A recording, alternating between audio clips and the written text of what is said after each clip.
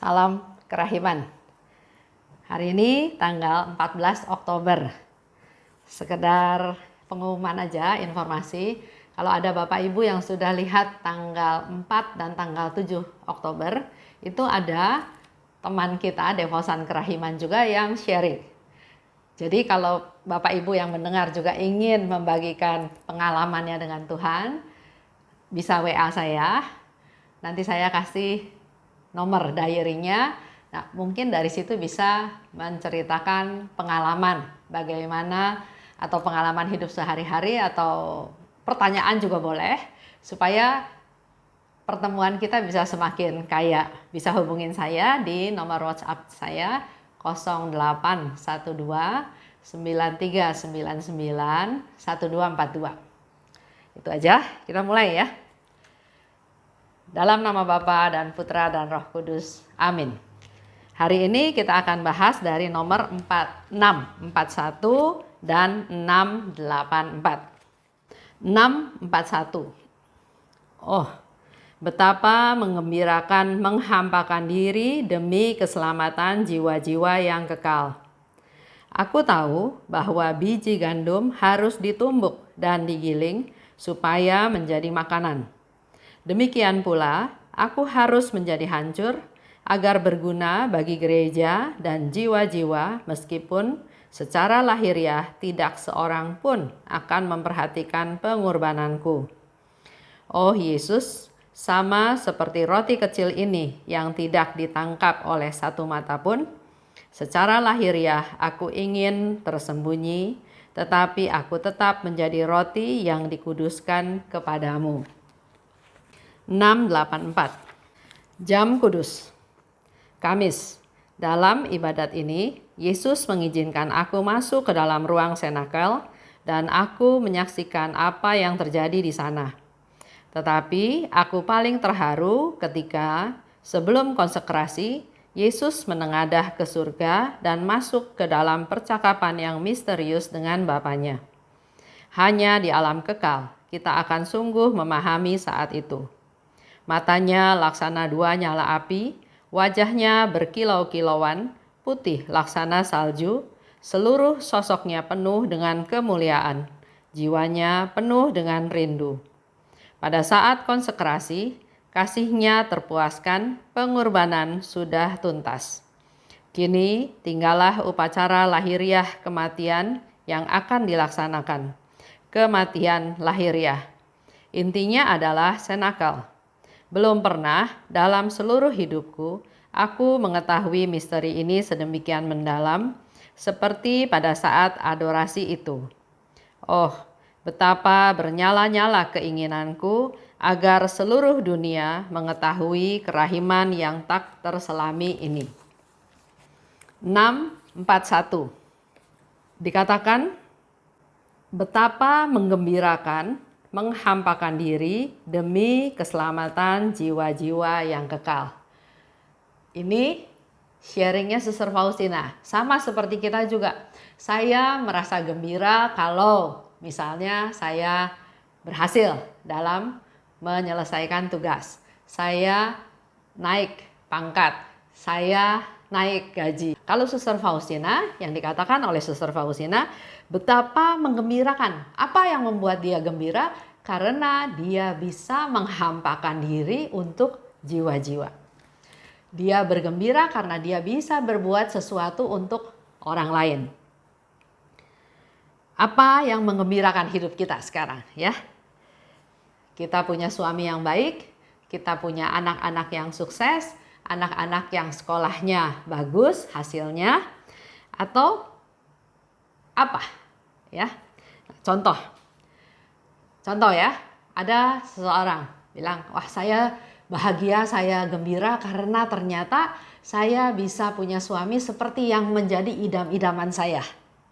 Saya kalau sebelum saya menikah katanya ya, saya kalau lihat orang laki tipe seperti itu saya suka. Dan ternyata ada seorang laki-laki persis seperti yang dia dambakan, ternyata dia senang sama si perempuan ini ya. Jadi dia bersukacita, begitu gembira, dia udah gak peduli lagi yang lain. Tapi ternyata setelah 2 minggu menikah, suaminya udah hidup nggak benar, udah pergi sama wanita lain. Dia masih berusaha mempertahankan pernikahannya.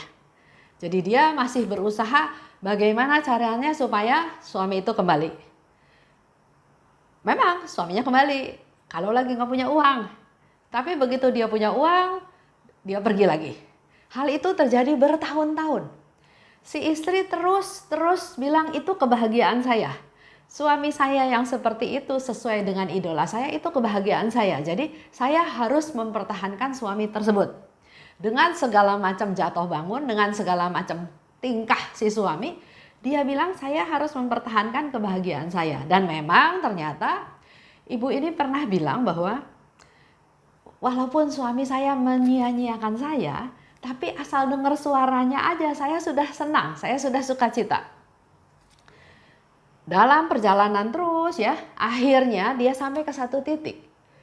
Bahwa ternyata kebahagiaan dia itu bukan karena punya suami ganteng.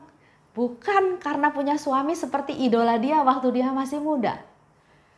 Jadi dia mulai merubah cara berpikirnya. Bukan mengandalkan kehidupan duniawi. Karena ternyata sedemikian rupa dia mempertahankan pun dia jatuh lagi ke dalam kesedihan, jatuh lagi ke dalam kekecewaan, banyak hal. Bahkan dia pernah putus asa, kok kebahagiaan yang dia harapkan itu kok lari-lari terus. Sampai suatu hari dia mendapatkan satu pencerahan bahwa saya ini bodoh. Kalau saya mengandalkan kebahagiaan saya untuk nilai-nilai duniawi, karena sekarang dia lihat juga suaminya sudah mulai tua, sudah mulai jelek, sudah mulai usahanya juga bangkrut, sudah mulai miskin, hilang semua. Jadi pengharapan dia mengandalkan penilaian duniawi itu udah hilang sekarang. Nah, di sini dia diproses. Dia berpikir bahwa kalau saya mau bahagia, saya nggak boleh mengandalkan sesuatu yang sifatnya sementara. Secakep-cakepnya nanti tua juga peot. Sehebat-hebatnya, sekaya-kayanya, kalau usahanya bangkrut ya juga bisa bangkrut. Di situ dia mulai melihat bahwa saya salah. Saya berharap kepada sesuatu yang duniawi, yang sementara itu saya salah. Dia mulai mencari Tuhan. Dia mulai merenungkan firman Tuhan. Dia mulai mencari sukacita, kebahagiaan yang berasal dari Tuhan. Yang seperti contoh tadi Suster Faustina bilang, dia begitu merasakan kegembiraan karena dia bisa menghampakan diri untuk keselamatan jiwa-jiwa.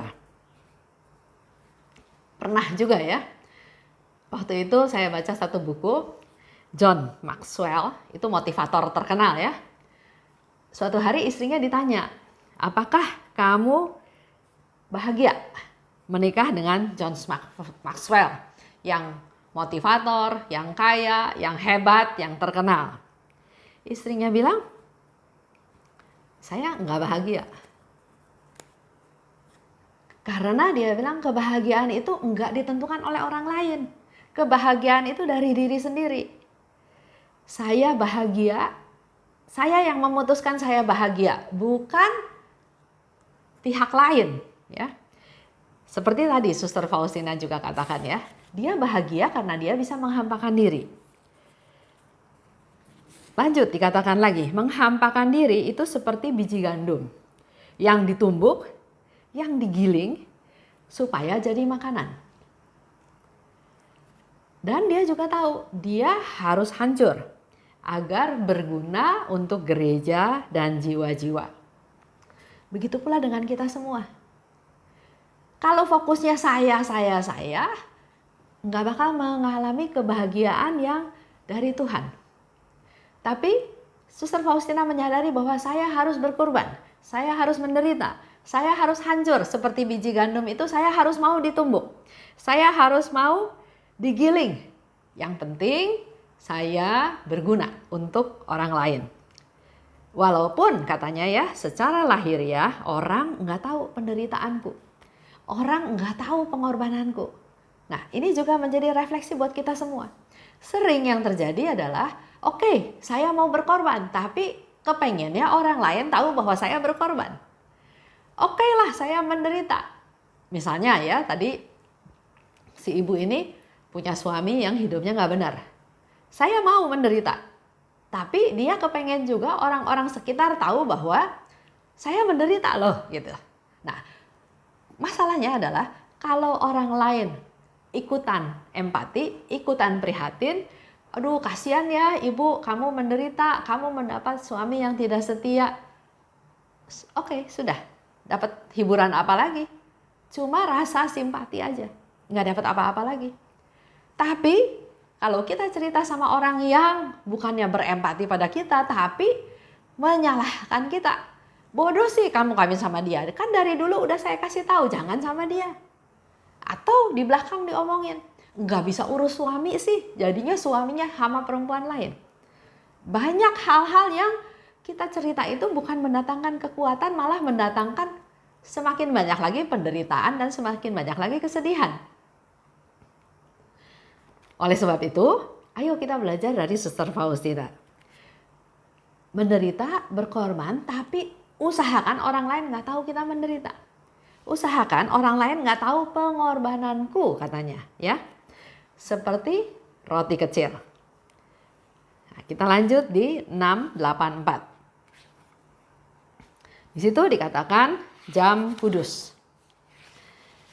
Hari Kamis, Suster Faustina melakukan adorasi.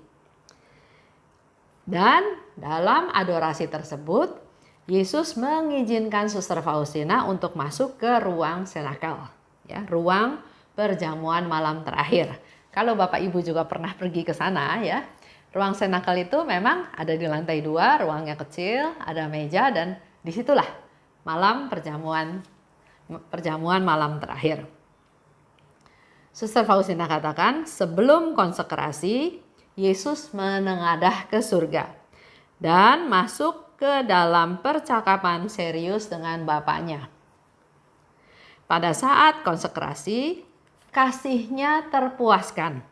Pengorbanannya sudah tuntas. Karena pada saat konsekrasi, Yesus memberikan tubuh dan darahnya untuk keselamatan kita semua. Jadi dikatakan kasihnya terpuaskan, tersalurkan, ya. Dia mau menunjukkan kasihnya kepada Bapa, kasihnya kepada kita semua manusia, dan pengorbanannya sudah tuntas. Sudah semuanya, sudah sehabis-habisnya, semuanya dia korbankan.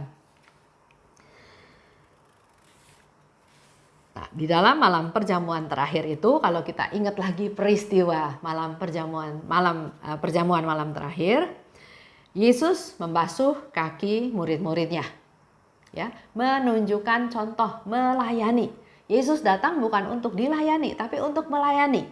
Dan dia tidak hanya ngomong, dia lakukan, dia melayani dengan membasuh kaki murid-muridnya. Di malam itu juga Yesus memberikan satu informasi bahwa ada salah satu muridnya yang akan mengkhianati dia, yaitu Yudas, ya. Yudas Iskariot akan mengkhianati dia. Dikatakan lagi di sana, di dalam ruang senakel itu, Yesus dalam perjamuan malam terakhir dia mempersembahkan tubuh dan darahnya. Yesus berkorban sehabis-habisnya untuk kita semua manusia berdosa. Walaupun Yesus tahu Yudas akan berkhianat, dia tetap memperlakukan semua muridnya dengan baik. Yesus membasuh kaki muridnya. Petrus bilang, jangan. Tapi Yesus bilang, kalau kamu mau jadi muridku, kamu harus mau ini, ya. Jadi itulah contoh yang Yesus berikan di malam perjamuan terakhir, di saat-saat terakhir hidupnya. Nah, kita pun sama. Kalau kita mau jadi pengikut Yesus, pertama, jangan fokus ke diri sendiri. Saya dapat apa? Pengorbanan saya sudah segini besar, tapi kok saya begini? Lupakan sayanya, ya. Tapi kita belajar seperti Yesus yang memberi. Suster Faustina juga yang memberi, menghampakan diri untuk keselamatan jiwa-jiwa. Kita berdoa, kita berpuasa, kita bermati raga, kita bernovena untuk keselamatan minimal anggota keluarga kita dulu. Dari yang belum kenal Tuhan menjadi kenal Tuhan. Dari yang tadinya bermasalah supaya ada solusi, supaya ada jalan keluar. Tuhan itu akan mendengarkan doa umatnya, doa anak-anaknya yang memohon kepadanya. Apalagi kalau doa itu doa syafaat, doa untuk kepentingan orang lain, apalagi doa untuk keselamatan jiwa-jiwa.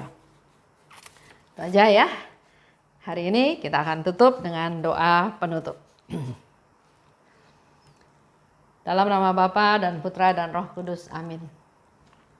Allah Bapa yang Maha Baik, terima kasih Bapa atas pengajaran-Mu, atas pembahasan pada hari ini, di mana hari ini juga kami boleh belajar dari Suster Faustina yang menggembirakan itu bukan hal-hal duniawi, bukan hal-hal materi, pangkat, kesuksesan, tapi hari ini kami belajar dari Suster Faustina justru yang menggembirakan hatinya adalah dia bisa menghampakan diri untuk keselamatan jiwa-jiwa. Ajar kami juga Tuhan, supaya dalam hidup kami lebih fokus untuk hal-hal yang rohani, untuk hal-hal yang berkenan kepadamu, untuk hal-hal yang kekal. Bukan fokus hanya pada kehidupan duniawi, materi, pangkat, bahkan kebahagiaan yang sifatnya sementara. Tapi ajar kami, buka hati kami, beri kami pencerahan agar kami bisa fokus pada hal-hal yang rohani, yang berasal daripadamu, di mana kegembiraan yang Kau berikan sifatnya adalah kekal. Mengandalkan Engkau, berserah padamu, maka kami akan memperoleh kegembiraan yang berasal darimu saja. Mohon rahmat-Mu Tuhan untuk saudara-saudara kami, untuk keluarga kami, agar mereka semua juga boleh mengalami sukacita yang berasal daripadamu. Kemuliaan kepada Bapa dan Putra dan Roh Kudus, seperti pada permulaan, sekarang, selalu dan sepanjang segala abad. Amin. Dalam nama Bapa dan Putra dan Roh Kudus. Amin. Salam kerahiman.